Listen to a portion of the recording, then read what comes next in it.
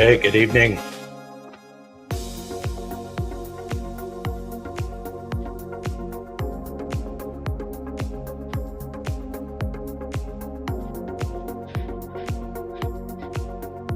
Good evening, and welcome to Quick Bite History Live Show.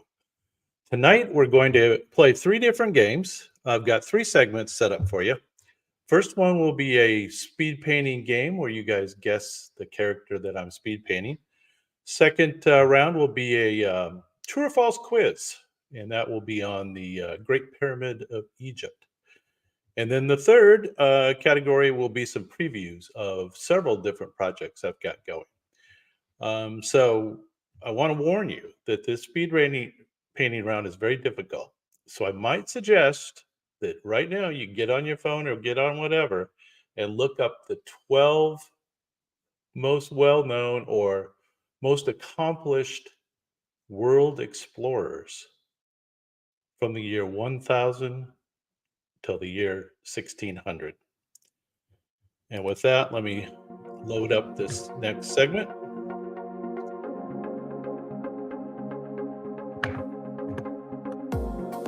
Just a second.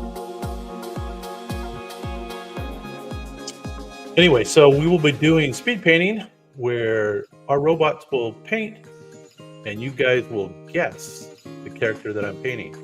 I'll give you some clues. So this first guy was born in 970 and he lived till 1020. This explorer is considered one of the first Europeans to set foot in North America. And please do guess. Hey, good to see you, Anna. Please do throw your guesses in the comments. He was a Norse explorer from Iceland. He established a Norse settlement in Vinland, which is located on the northern tip of Newfoundland. Anybody got it? Anybody know who this guy is? Bells? Any guesses? This is maybe the easiest one in the evening. I suggest you get on Google or ChatGPT and say 12 famous explorers. Anyway, have a chance. All right, well, if you would have guessed Leif Erikson, you would have had that first one correct. Moving on. This guy lived from 1254 to 1324. This Venetian merchant traveled further than any of his contemporaries, reaching China. He documented his travels in a work that introduced Europeans to Central Asia and China. He wrote a famous book. His journeys inspired many, including Christopher Columbus, who carried a copy of his book on his voyages. Who knows who this is? A fairly famous name. For whatever reason, kids scream his name in the swimming pool. I don't know why. There you go. Good guess. We have a winner. Anybody else? Anybody know? Well, if you would have guessed Marco Polo, you would be correct on this one. Now, good luck on this next one. This guy lived from 1304 to 1368. This Moroccan explorer traveled over 75,000 miles, visiting the Islamic world and beyond. He is known for his extensive travels and detailed account of the Islamic world in the 14th century. His journey included trips to North Africa, the Horn of Africa, West Africa, Southern Europe, and Asia. Any guesses? Anybody know? You would have had to look this one up, let me tell you.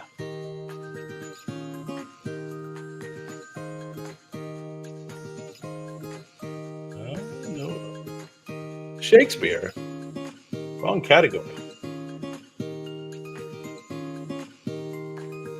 There you go. That's actually correct. Good job. You did look it up. Ibn Battuta.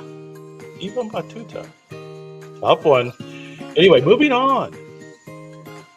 This guy lived from 1371 to 1433. This explorer led 7 major expeditions to the Western Seas during the early Ming Dynasty.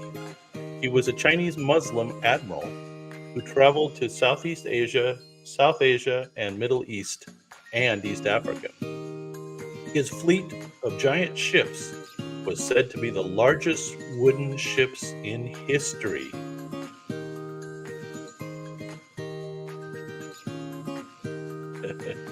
It's fair. I think on these are so difficult that having a little digital assistant might be okay. You still got to do a little homework. Any guesses here?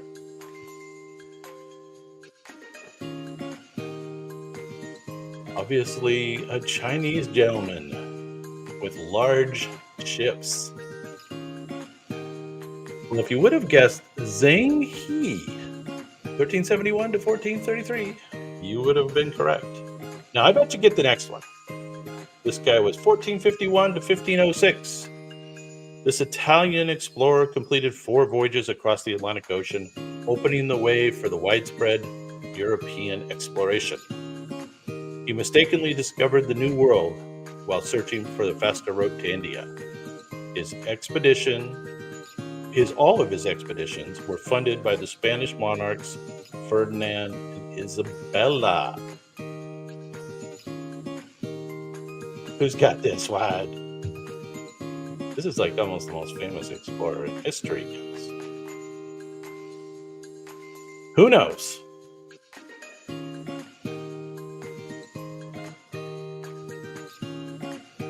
New World? Nina Pinta Santa Maria?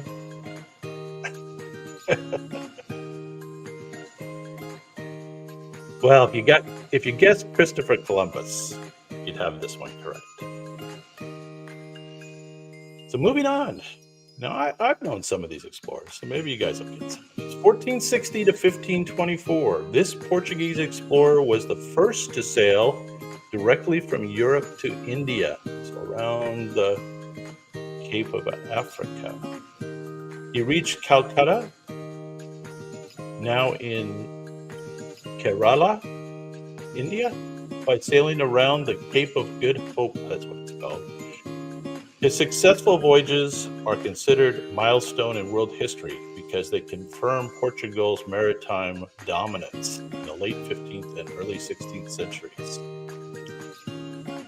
Who knows this one? Well, at least you're learning something on this particular video. You didn't know these before. You're learning. Who's got a guess? Portuguese. Vasco da Gama would be the correct answer. Okay, now this next one's pretty well known. You should know. 1480, 1521.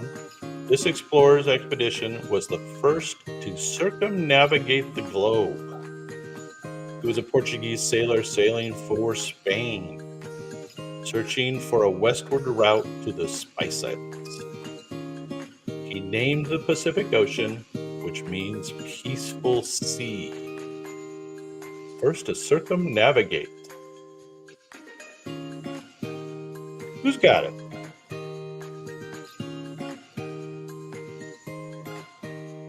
It's okay to look it up. First to go all the way around the globe.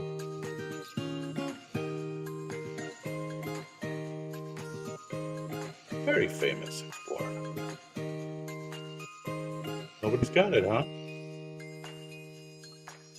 This is Ferdinand Magellan. First to go all the way around the world. This next guy was 1485 to 1547. This Spanish conquistador led an expedition that caused the fall of the Aztec Empire. He entered into an alliance with some of the indigenous peoples he encountered. He captured and destroyed the Aztec capital of Tenochtitlan.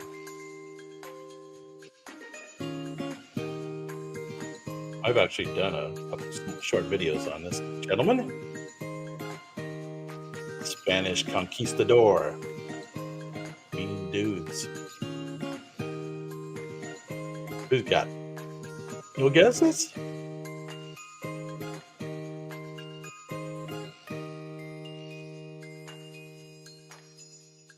Well, guess I gotta tell you then. This is Hernan Cortez.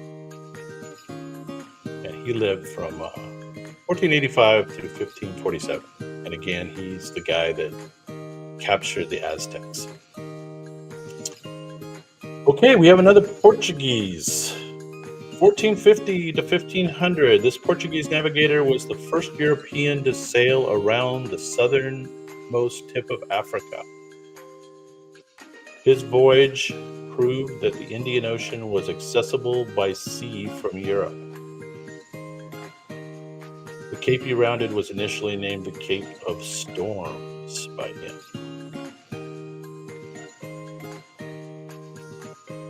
Another Portuguese. I got a funny story about why this guy's in the DLF. I was trying to use Sir Francis Drake, but the ChatGPT's image generator refused to draw Sir Francis Drake. Apparently, Sir Francis Drake has been canceled by the woke folks. They wouldn't allow them to draw them. So this is Bartolomeu Diaz. Took Sir Francis Drake's spot. Okay, let's move across the globe. 1565 to 1611. This English sea explorer searched for a northwest passage to Asia. He explored what is now known as New York and the river that bears his name.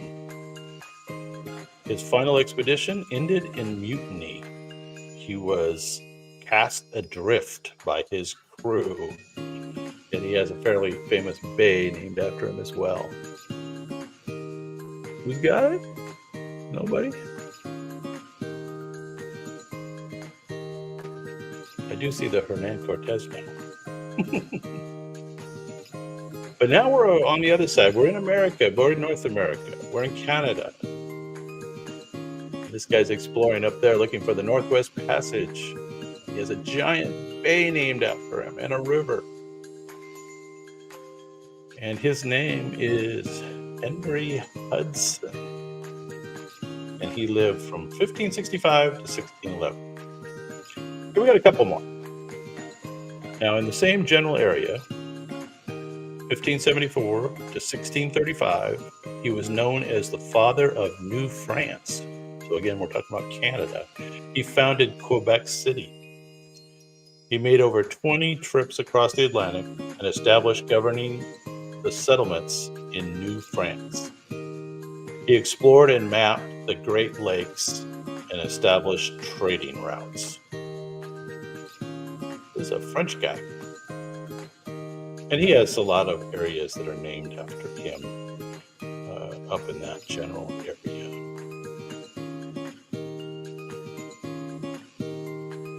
No guesses, huh? So you see, you guys are learning a lot tonight. I told you that was going to be hard. I did tell you. I did warn you. There you go. Champlain. Very good. Samuel de Champlain. 1574 through 1635. Good guess. Good job. We got one more. And this is 1603 through 1659. This Dutch explorer was the first known European to reach the islands of Van Diemen's Land, which I never heard of before. Oh, now Tasmania and New Zealand. So this is South Pacific, New Zealand, discovered New Zealand. He worked for the Dutch East India Company and explored parts of the Pacific Ocean. The sea between Australia and New Zealand bears his name. Do you think of a sea in that area? Or can you look up a sea real quick in the southern Pacific Ocean near New Zealand? What's a sea called? And that's this guy's name.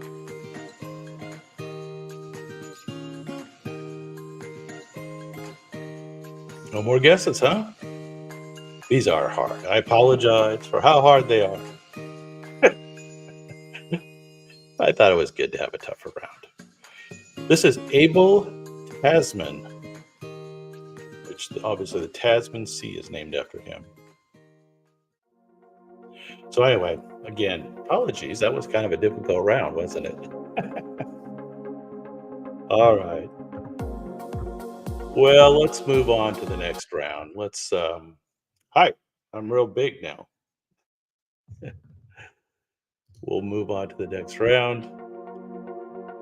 And this is going to be pretty quick too now. This is true or false quiz, and it's on the Great Pyramid.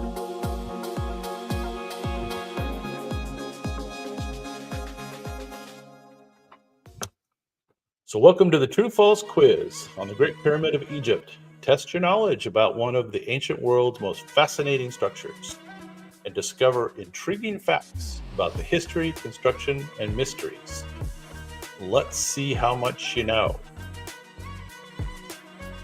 True or false? The Great Pyramid of Egypt was originally built with a smooth outer surface.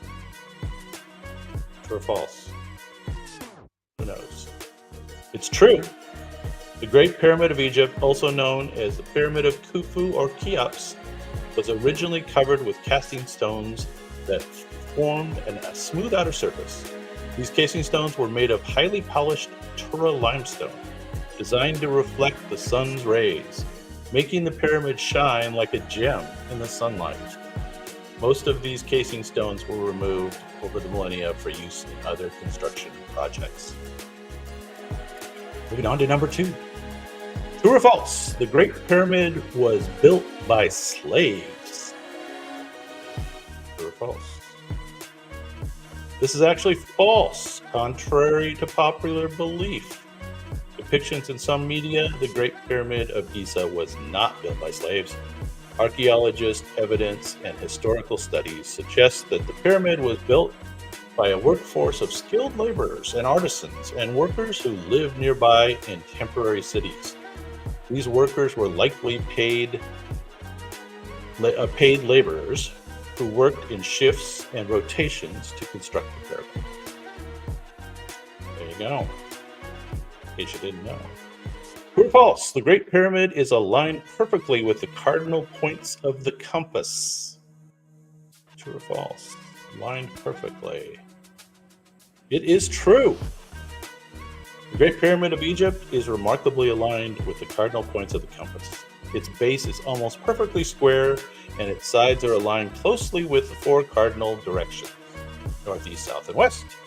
This precise alignment, achieved with ancient tools and methods, remains one of the pyramid's most impressive architectural feats. True or false? The Great Pyramid was the tallest man-made structure in the world for over 3,800 years. Is that true or false? This is true. The Great Pyramid held the record as the tallest man-made structure in the world for over 3,800 years, with the original height of 146.6 meters, 481 feet. It was surpassed in height only in the 14th century by the Lincoln Cathedral in England. Kind of interesting. True or false? The Great Pyramid contains hieroglyphic writings inside the burial chambers. This is actually false. Unlike many ancient Egyptian tombs and temples, the Great Pyramid main chambers contain no hieroglyphic writings. The only original markings found inside were small marks left by the work gangs in hidden or non-public areas. No elaborate hieroglyphs associated with other sites. True or false? The original entrance to the Great Pyramid is on the north face. This is true. The original entrance to the Great Pyramid is indeed located on the north face, about 17 meters or 56 feet vertically above the ground. This entrance leads to a descending passage that connects to the pyramid's internal chambers. Moving on, true or false? The Great Pyramid was built as a tomb for Pharaoh Cheops. This is true.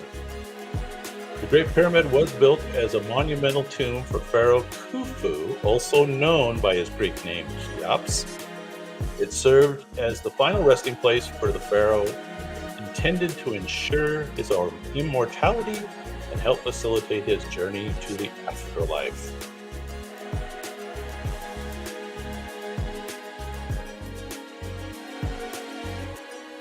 True or false? The Great Pyramid is located in the city of Cairo. This is false. While the Great Pyramid is near Cairo, it is actually located on the Giza Plateau in the outskirts of the city. The Giza Plateau is home to the Great Pyramid and its companions, the pyramids of Khafre and Menkaure, along with the Great Sphinx. True or false? All the Great Pyramid's original treasures have been found. This is actually false. Most of the Great Pyramid's original contents and treasures have been looted or removed over the thousands of years despite extensive explorations. No significant treasure trove has been found within the pyramid in modern times, and many of its original artifacts and the pharaoh's mummy have never been recovered. And finally, number 10, true or false? The construction of the Great Pyramid is accurately dated to exactly 2500 BCE. That's true.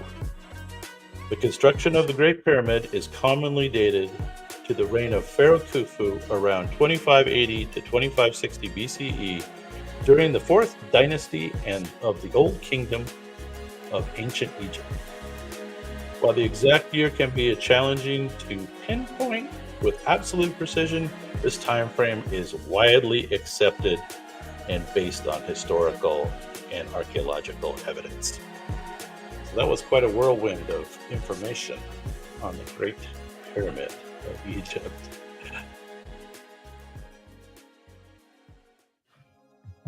All right, let's load up our last segment. Now, our last segment, I'm going to actually pause it just for a second. The last segment will be some previews of work that I've got underway. I've got 3 long projects that are 10-piece components. And I'm going to give you the first chapter, let's say, in each of those segments, and then we'll wrap it up after that.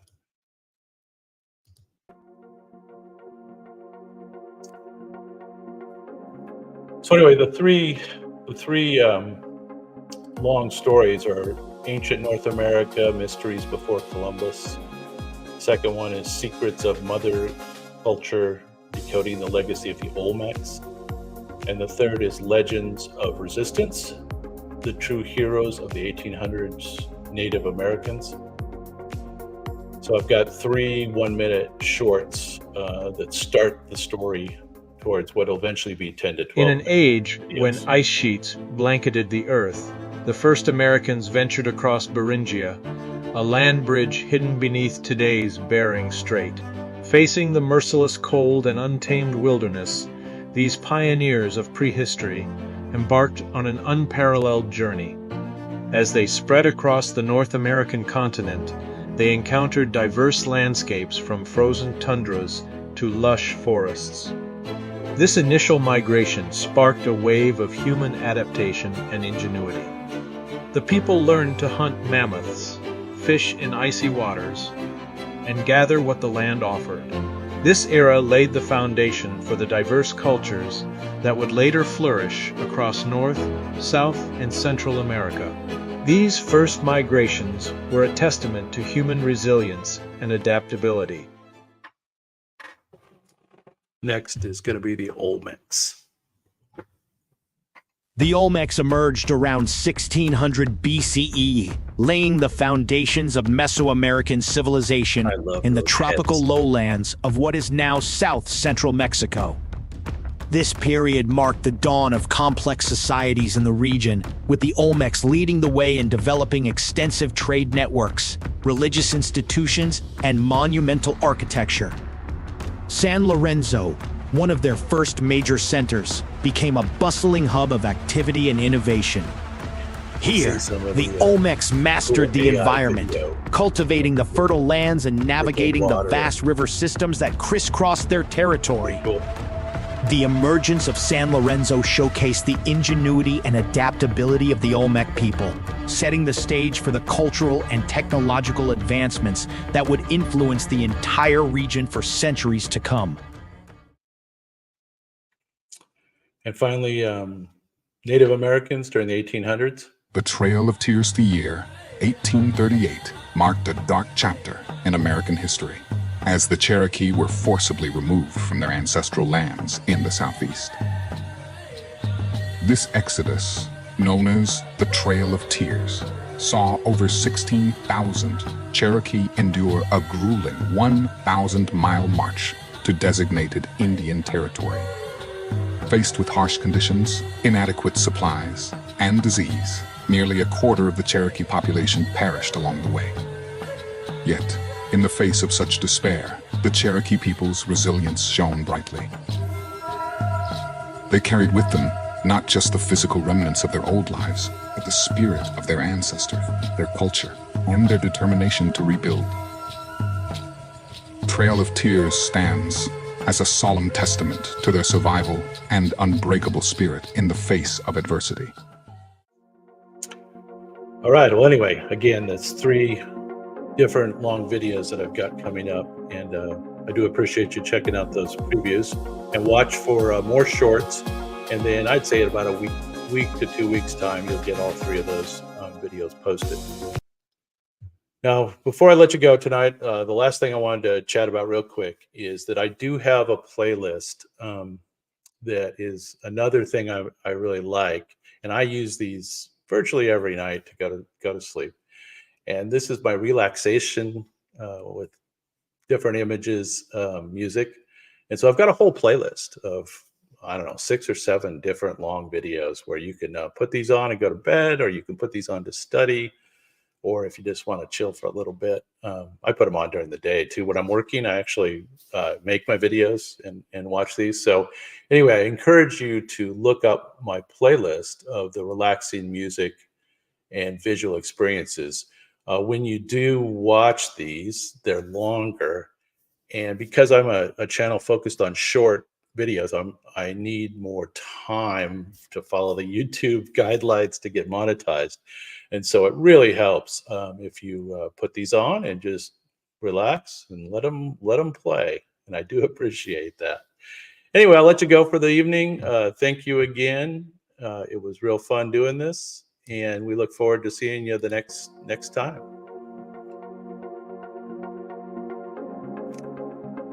Good night, everybody. Good night.